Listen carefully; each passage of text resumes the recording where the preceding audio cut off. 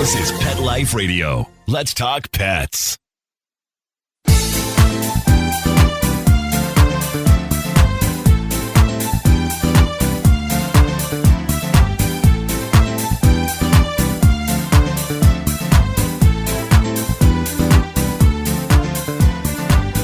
And we're back with 19 Cats and Counting. In case you didn't know, I am feline behaviorist Rita Reimers, and we're here with cat welfare scientist Katia Colitti.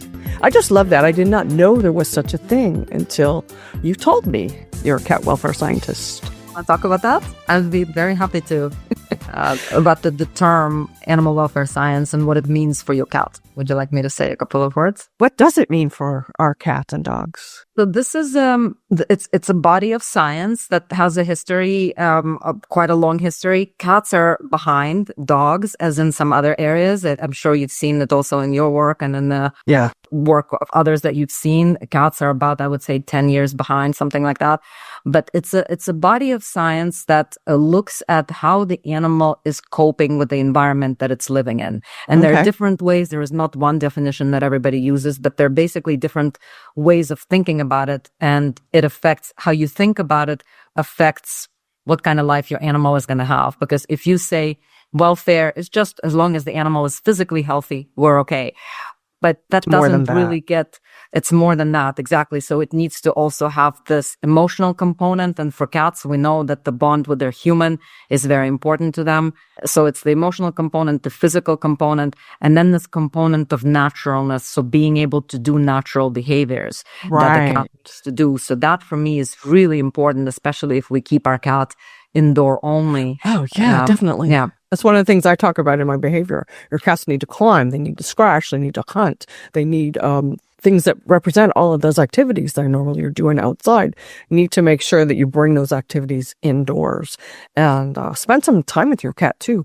People will bring a cat home and they just put it down, cats are independent. They're really not. They need social structure. And if you don't pay any attention to your cat, you're going to get an aloof cat and a cat that isn't around a lot. So you get, just like with people or relationships, you get out of your relationship with your animals what you put into it. Would you say that's true? I would absolutely say this is true, and I really believe very strongly in that. It is a relationship like it's not exactly like any other because we have to accommodate, the species specific needs. But indeed, yes, if you just say it's a cat, it's gonna take care of itself, whatever, then that's what you get, and you're definitely not developing this relationship to its full potential. And yeah, the cat is gonna be aloof. The cat is also gonna be really bored, and there's.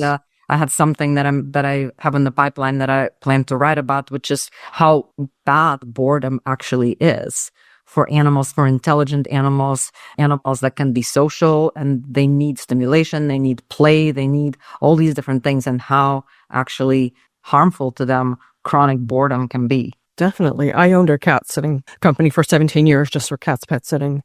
I can't tell you the number of homes I went in, and the only way there's an animal there at all is the food bowls on the floor of the litter box, right? They need a lot more than that. If your cat doesn't have mental and physical stimulation, believe me, they're going to find a way to get activity, and at the expense of maybe your furnishings or some of your knickknacks, right? You don't want them to do that. You need to give them proper things so that they can exert their natural personalities. Yeah. No, that's definitely true. And I think this is also, it's interesting. I've thought about anthropomorphism quite a lot, which is basically thinking of animals or other non-human actors as though they're humans. And so this is also one, where sometimes people think, oh, the cat is like scratching the couch out of spite, or how do they not know, they're not allowed to jump on the windowsill. Yeah, but your cat is not a little person living in your house. Your cat is like an entirely different species. You need to give them, first of all, the resources that we're talking about that they need. And second, this kind of implying this whole level of malice or some kind of spite or something like this when the animal... Cats don't feel spite. They don't know what that is. No. And it just, you miss then the real thing and an opportunity to really address it for your cat. Because I think it's never too late. I've made mistakes in caring for my cats because I just didn't know. Or one thing I would say, I used to think that if a product is on the market, somebody must have thought about this and somebody must have concluded that this is good, like it goes for litter boxes with really high sides or really close in. Or the top entry ones. Entry. Oh, yeah. Yeah. I've never had one of those, but I've had like the really high, to prevent smells from escaping, whatever. And then of course now I know that that is not optimal for the cat, but you have to be interested in this. I don't like the idea that cats are these low maintenance animals that you can just drop in your house and forget about them. I definitely don't agree with that. They're not. They just need a different type of attention. And they also don't really like lidded boxes because that holds the smell in. Not only that, but you're naturally very suspicious of their surroundings, right? Because they're right in the middle of the food chain. They're predator and prey. So they're extra cautious. If they're inside the litter box and they don't know who's outside, they're more cautious about coming out. Maybe they don't even want to go in because they don't want to be trapped in there. Yeah. That's very true. And then, of course, when your cats become senior, then that's a whole another story with arthritis and recognizing when you should switch maybe to I went for really huge litter boxes with really low edges. Yeah, I have those for my seniors. Yeah, so that's very important. Also, having enough of these litter boxes or other resources to make sure that if there's any kind of a inter-cat competition going on, that everybody is happy and not threatened. Oh my goodness, what a sweetheart. Say hi, everybody. She's a very shy kitty. Beautiful. Actually, I took her in because my mom's friend had adopted her, and I adopted the brother. And my mom's friend passed away, and her husband said, I can't deal with two cats. So he gave me her because she was the newest one. Her name was Teddy. I changed it to Teddy Bear because Teddy sounded like a boy. Yeah, she's adorable. She looks a lot like Margot. You'll see if Margot comes. She left. I don't know where she went, but she's the same. She's kind of like this great tuxedo kitty cat with the white little socks and black nose. And so, yeah. She's very sweet. That's the other thing, too. Cats have different personalities, so you really have to pay attention to the kind of interaction they like. Like, she likes a lot of calm interaction. Now, my sweetie pie likes to run all over the place. She's like a flying squirrel. I have to make sure I give her lots of active play.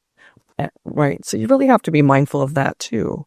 Definitely. They're all very, very different. And it's just like, we're each a different person. And, one thing that I saw even just with my three cats, the level of physical interaction that they want. Margot, for example, she's not a lap cat. She's what I call a lap adjacent cat. So she will sit next to me and she'll sometimes even kind of back up her whole body so she's along the side of my thigh. Yeah. And then she looks up and she's very happy. She will never sit on my lap.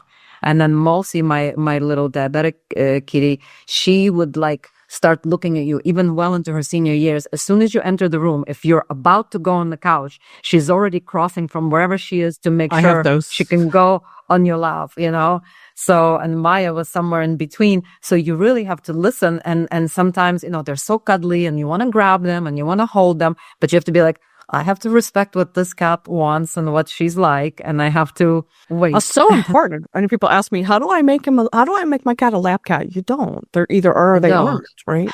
Yeah, and exactly. If your cat doesn't like sitting on your lap, just be joyful he's sitting next to you, right? Exactly. So, I've got, and with my Maya, I had this beautiful kitty cat that we adopted when we lived in Boston. She took probably, I would say, 10 years to really warm up to me. When we first brought her home, she loved men. Wow, that's unreal. I mean, mostly they don't like men because of their big presence and their deep voices. No, she almost went home with the plumber one day. Like, it would be anybody, like my husband's friend, some random person repairing the fridge, and she would be like all over them. And I was kind of the person who cleaned the litter box. But I was like, I'm going to wait. And so eventually when she became older, I became her person. And it was very funny to see because she would just check where I am and follow me everywhere. And I was like, finally, I took in a feral. He's been here about 3.5 years now. He was FIV, so he couldn't be set back outside. Although he could have been, but that's a whole nother podcast. For about 9 months, he hid. Then he started letting me see him, touch him every now and then. Long story short, I can't get in the bed without him jumping on my lap now. So you just have to have patience with your cat. Sometimes you don't see their full personality. You don't know what they've been through in the past, especially if you're adopting an older cat, which I've done. And, I've had to be patient to see what kind of personality they had and, offer attention and see what kind they wanted. You can't just one size fits all for a cat. It doesn't work that way. Right. And you're totally right. We don't know what they've been through. It might have been very traumatic, or even if not traumatic, it's still very different. Right now, suddenly their person has passed away or went into a care home, and now they're in a shelter, and it's all new, and they have no idea what just happened. And so, yeah, it's I've been through that too. And most of them that I've taken in where their owners have passed away, they were fine. But Pickles, she was fine with me, but she just always had this lingering sadness. yeah, Up until she passed away. I had her for about 4 years. I could tell she just was missing her mom, She was missing Yeah. her human. She tolerated Yeah. me. She liked me, but, it was not any more than that. yeah. Well, of course, they form relationships, and there's still, I just find cats so interesting as species, because for species that have lived with us for so many years, there's still so many things we don't really know. It's true. Just when you think you know everything, you don't. I'm careful to always say, or to never say, all cats, blah, because it's not true. If you say all cats do this, you'll find the one or two that don't, right? So you can't ever say, Yeah. all cats like to be petted. No. All cats like this. No, because there's differences. Yeah, for sure. And this is why I think it's so important to have, when you're thinking about a behavioral problem or a medical problem. Actually, I think a medical problem should be ruled out first whenever there is a behavioral complaint.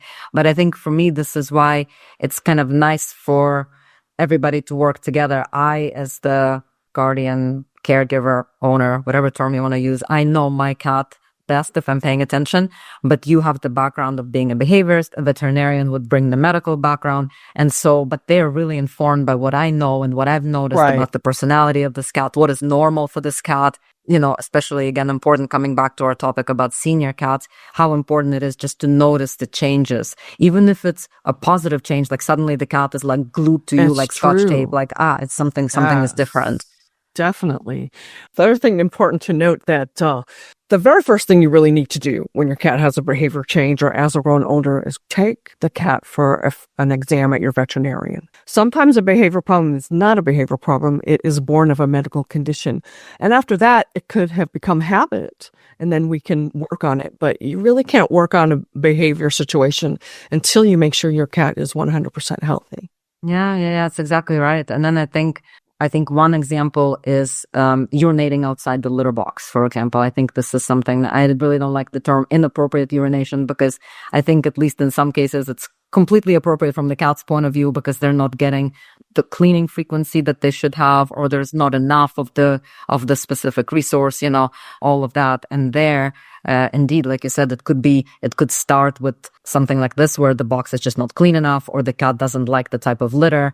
And then the cat starts getting used to going somewhere else, and then it takes time to change. And this is where the vet and the behaviorist work together. So yeah, there's just so much to know about them as a species. But I think you don't have to be a super expert or anything. You just have to be curious and interested, and be willing to reassess what you do, instead of getting defensive or getting like, well, I've always done it like this, because I like to learn what else is there, and then see, like, what can I do better? What do I know now? How can I apply it? Exactly. I'm very careful to be judgment free. People that come to me with declawed cats or whatever. I mean, I'm not for declawing, but I'm not going to judge you if you've got a declawed cat. You need help. They need help too. So we were talking a little bit about cat loss and cat grief. I think sometimes people sweep it under the rug. If their friend has lost a cat or a dog, oh, they'll get over it in a day. It's not true. Sometimes losing a cat can be harder almost than losing a person in your life, because they're there with you when you're brushing your teeth, when you're getting ready for work, you're making your coffee. They're there with you for every moment of your day, right? And then they're gone. Yeah. I just went through that. I'm still going through losing my boo-boo. Yeah, you're right. It's maybe a few things. There's so much, I think, to unpack when you talk about companion animal loss grief, but especially cat loss grief. I think from what I've seen in kind of the reading, the research that I've done, I've also gone after losing my cats to a support group. Right. From what I've seen, it was really striking, because even dog loss, and it shouldn't be like a suffering Olympics, but it is actually in some ways. People think that your grief, if you've lost a dog, you're sort of more justified in grieving than if it's a cat. Yeah, I've literally, I was in this support group for people who have lost cats and dogs. I think it was mainly cats and dogs. You could have come there with any animal loss, but it was kind of there were very few cat people there. There were mostly dog people who have lost a dog. And somebody said something like, well, I'd like to think, somebody was very sad, and they said something like, I'd like to think that my dog would have wanted me to live my best life. Cats, I don't know. And I was like, what? Crystal. And it was just, there were some of these comments that you're like, why does it need to be better or worse? I think both of these suffer a bit the same fate in the hands of broader society, where people just don't think it's a valid form of grief. And, it's a huge motivator for why I write about it, and why, because it's a vulnerable thing. Like, I'm putting myself out there and I'm saying it really hurts. I've lost my Maya 3 years ago. I've lost Mosi almost 2 years ago. And if you feel the same, I understand you and I see you. So like, for me, this was one of the big reasons why I decided to write about it, to make it okay for people to feel like this. And I've had people comment and say, you've put into words what I feel. Thank you so much. Like, your writing really speaks to me. And so that's, very meaningful to me. When I wrote my book, Sadie's Heart, about losing my Sadie cat, back in 2009, there was no support out there for grief. I spent a week in bed mourning this cat.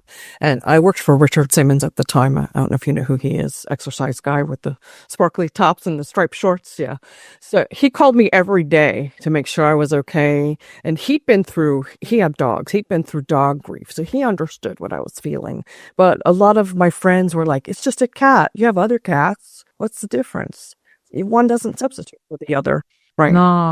No, or people would say, oh, when are you going to get another one? Or, but it's not a pair of shoes. It's all in its own time, and it's unique. Every loss is unique, and you will know this, and I know this. And every instance of grief is unique, and you never know. It's not like, oh, I've lost one cat. I know how to lose cats now, and I'm better equipped to manage grief. I definitely know, I would say I know more just where to find things and where to find support if I need it. That is for sure. And I understand more some things, like why it's so common for people to feel guilt and regret, and especially in this kind of a caretaker relationship that is quite unique, right? Because guilt is animals, a big part of it, yes. They live with us. They're not going to go on, like if you have children, they go on to have their own life. You're not preparing your cat to go have their own life. You're carrying them for their whole life. And then also if you're fortunate enough to have shared their senior years, the caretaking, I think, is something very intimate and really very meaningful. And yes, you're right. When you say that I think human relationships are different in many ways, but also usually more complicated. There's usually a mixture of things there. Whereas with your companion animal, it's just, there is typically not like that underlying tension or whatever that you can have with people. And yes, you're totally right. They're here with you through thick and thin every day, morning till night. And exactly. Yeah. So every for moment people, it can be very destabilizing to lose that routine and to lose that companionship that was there. So yeah, I'm sorry again for all of the kitty cats that you've lost. And of course, I understand that it's never just a cat, and it's never just a cat. That's the thing. I hate when people say that. I lost both my parents at the end of 24, 5 weeks apart. And then the beginning of 25, I lost 3 cats. I lost one in January, then March, and then another one a couple later. And on top of the grief over my parents, I think it deepened the grief over my cats, because they were like my security blankets to help me get through the loss of my parents, right? And then they were dying. I think that was harder on me because it exacerbated the other loss. And what I'm trying to get at is, I think every time you lose a pet, you kind of think back on all the other losses in your life, right? So it's a combination, not just like my boo-boo. It's not just grief over boo-boo. It's grief over losing, Oliver and Smoochie and Pinky and mom and dad, Yeah. Yeah, I really understand you. I lost, in the space of a year and a half, my Maya and Mosi and my mom very suddenly in between the two senior cat losses. Mm-hmm. I'm so sorry. Yeah, no, thank you. And I'm also very sorry for your loss as well. But I understand this, I think, on many levels, but also this idea of grief overload. At some point, it just felt like I can't take it anymore, because it was just so much and so Yes, that's it. intense. And it's also in quite a short period of time. And you mentioned, some people expect you to just go back like nothing happened in a few days. That's not a very informed view of grief. And I think in general, society doesn't do a tremendously good job with grief, period. Even human loss grief, but animal loss grief, you can forget it. People just don't. I mean, I took sick days or something. I can't remember, vacation days when Mosi died, because I just couldn't function. And then it took really a long time. It was just too much in a relatively short period. And I completely agree with you too, that with losses, you go back to the prior losses. And then if you live with senior cats, I think you know a thing or two about anticipatory grief, where these cats are getting old, they're getting frail. I've seen this before. You've seen this before. And you're like, please don't, You recognize it, but you don't want to. You're like Boo Boo. I'm like, the week before, I know you're going. I have to acknowledge that, but I don't want to. Yeah, it's very hard. It's very hard. So, I know the cats I've lost when I was still in corporate America. I left that in 2006, but the ones, before then, when I had an IT job, and you'd have to pretend you were okay, because you can't just call it, my cat died. I mean, most people don't understand that. You have to go to work. It's awful. Yeah, I agree with you. But this is also why I think it's important. And if I can change it a little bit in a very small way, I'm willing to do that and put myself out there and say, I can raise my hand. This really hurts. This is a legitimate form of grief. It's okay to feel like this. It's okay to talk about this, because I think I felt very alone when I lost Maya and Mosi, and there were probably a bit more resources than when you wrote your book, but not really that much. And it was still really much more dog, I would say, and horse focused. What I found, there's not really that much on cat loss grief. It's true. So I think it's changing though. Gotcha. It's changing. I hope to write a book one day. Maybe I'll serialize in some way my letters to Mosi and add some illustrations or something. But I just think it's so important for people to know that they're not alone. Of course, every loss is unique, and nobody knows quite how you feel. But I think just even knowing that it's okay, to feel as strongly as you feel, and there's nothing wrong with you. You're not crazy. You're not overly sensitive. Right. It's a big, big loss. So it is a big loss. For me, my cats are my family, because I don't have any family left now. So when I start losing them, it triggers that, I'm that much more alone without family. So there's a lot more to the grief than just the grief over not having that cat in your life. That's part of it. But it's also the effect it has on your family and the other cats in my household. Yes, of course. I will confess I don't know too much about the topic, but I know that it's still something that scientists want to understand better. What do cats know about other cats when they live in a multi-cat household? What should you do? Should you let them, from what I've observed when my Maya was at the end of her life? I have a Bella. You have. So mine is Maya. Mala, okay. Yeah, and so when she was at the end of her life, one of my other cats came and sat very close to her. And, I don't know what conclusions to draw from it, but I think she understood she was sitting a bit differently than she would normally. Yeah, I think they do know. And so I think they do know. And I've also read in some literature that they say if you're making a euthanasia decision and you're taking your cat to the clinic for that, or if it's at home, to let the other cats say goodbye. Give them an opportunity to come into the room. Don't close them up somewhere, so because they do understand. And I think with my cats, I definitely saw when one of them passed away, the two, they were kind of looking for her, or I think they noticed something wasn't different. Oh, sure. And then, and then when Mosi died and it was just Margot left, I think for a while too, she was looking around and trying to understand. I don't know exactly what she understood, but I think they do understand probably more than we realize. Oh, yeah, they do. I know my Sadie, when she died, she was really bonded to my cat Trouble. He's passed since, but he was never the same because they were like two peas in a pod. And he Yeah. just had a kind of sadness to him after that. Really hard. But, just don't be ashamed to feel the grief. You've got to feel it, because if you deny it, it's just going to stay in your background, right? You have to feel the grief and move past it. I always say grief isn't something you get over. You just learn to live around it, right? Yes, I would like to share with you something that when I spoke with somebody who's a pet loss grief coach, she shared a beautiful thing that I then found online, and I have returned to it since. She said to me, exactly what you're saying, that you don't get over it. But she gave me this, she said, there was an interview that the actor Billy Bob Thornton gave some years ago, in which he speaks of losing his brother. His brother died of a heart ailment at a young age.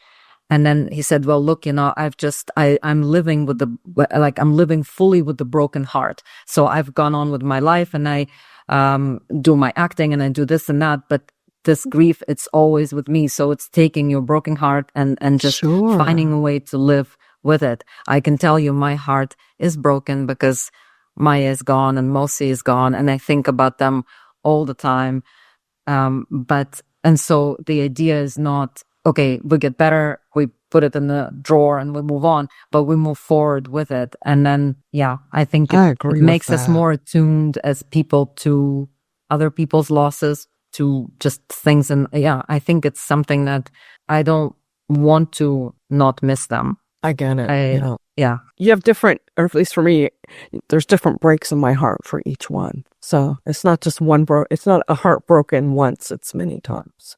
But then, you have to remember that you've given the cat or dog the best life possible, right? Because if you didn't take in that particular cat or dog, who knows what kind of life he or she would have had. So and I believe they take our love with them. I mean, they die peacefully if they're with you and they know they were loved. Yeah. Yes. I think it's very important. And they were never alone, and they knew they were loved. Definitely. Well, I know we need to wrap up. I'd love to have you back again. Do you have any last thoughts for people listening?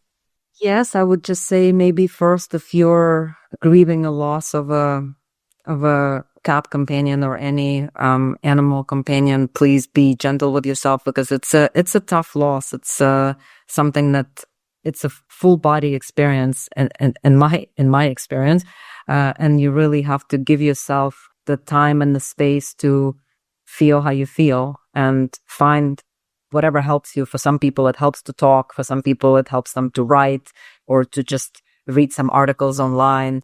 And I can send you, maybe for the show notes, the website of the pet loss grief coach that I spoke with. And she has a wonderful website, where people can go and just download their own little resources. And she's wonderful. She's such a lovely person and very kind and very sensitive. I'm gonna send you the information. And so I would just say, if you're in that situation, please be kind with yourself and know that you're not alone. And otherwise, if you're caring for a senior, good for you. It's a very special stage in life. And they're very special. Treasure it. And in general, if you're sharing your life with cats, it can be a very meaningful and a very rich experience. So I hope you continue to learn and grow and when we know better, we do better. And so that's, I think, the goal of living with companion animals, making sure they have the best lives that they can have with us. All the way to the end. Don't be afraid to adopt those seniors that you see in the shelters or rescues. I've done it many times. And even though your time with them is going to be short, you bring them a lot of peace and comfort. I mean, they don't want to die in a shelter, right? Yes. Give them love. Yes. They deserve the best senior life, especially the end in their golden years. They deserve the best they can get. Yes. So, Katia Colitti, thank you so much. Look up the Mittens Companion Project, and I will have all that information in the website on my YouTube when I release the video version. And I hope you'll come back again. Wonderful, Rita. I had a lovely time. Please just let me know, see how it goes. If you want me to come and talk, I'm happy to do that. It's been extremely enjoyable and just a lovely way to spend the evening. Thank you. And of course, I have to thank Mark Winter for giving me this wonderful spot on Pet Life Radio. I so appreciate it. Till next time, don't forget that every day is Catter Day. We'll see you next time. Let's Talk Pets, every week on demand, only on PetLifeRadio.com.